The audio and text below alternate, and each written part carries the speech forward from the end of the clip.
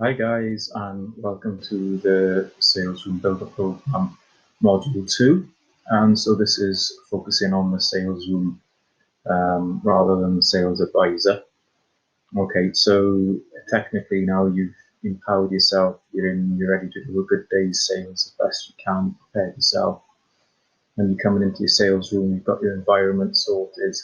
Um, and now it's time to crack on with your day, making sure that you're staying on track and recording kind of your activity and progress and how you're converting for your own reference and for that of maybe the clients you're working with or your boss or whoever it would be. So essentially the first sub-module is going to be chatting about the daily paperwork that you'd be using if you're a solo operator like myself.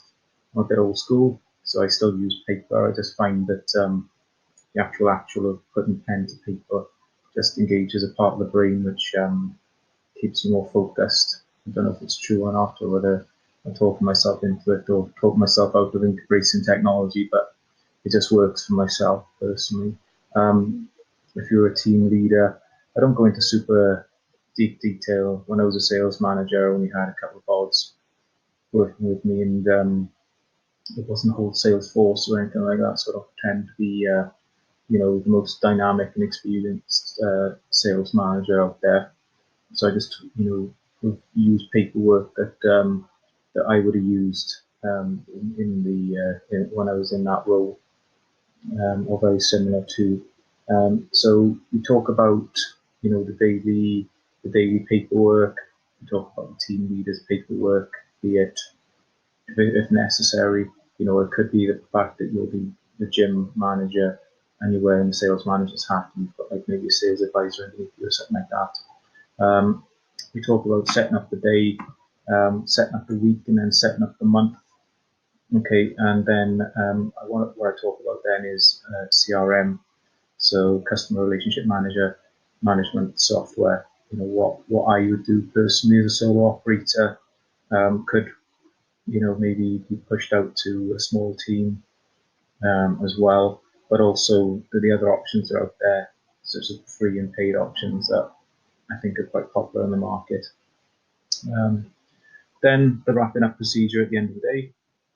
So we're talking about, kind of how I record the progress I've made during the day, so I can sort of evidence to myself and to the client kind of what my activity's been, highlight where the kind of bottlenecks are in the business, and I just add a lot more structure, and then help with targeting things like that, hit my targets.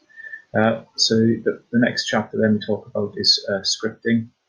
So for me, like a script is always evolving. I'm always reading a book and I'm learning a new tool or thing to say. Or you start with a new client and the type of client you end up dealing with, just requires a certain style of doing things, and you're hitting certain objections far more with one client than another, and you maybe have to adopt a new script. But I've got a fairly comprehensive generic one that works quite well and has worked quite well for the gyms that I've been using. It's at the end of the day, we're human beings, and you hear a lot of the same objections a lot. So there is devil in the detail with different areas, but um, essentially there's not much difference. And what I kind of do then is I finish off the module with what I would classify as the sales funnel. So where you start, where your leads drop in, you're putting them through like a pre-call or pre-appointment process, the sales interaction, the post-sales process, how it's all recorded, if there's any sort of future use for the closed or unclosed prospect, and how things go, after the sale. So so this is like a basic sales room. Like I say, I don't pretend to be producing like a massive call center environment. It's based for smaller setups. Like I said, my philosophy is what would have been useful to myself as a gym owner back in the day.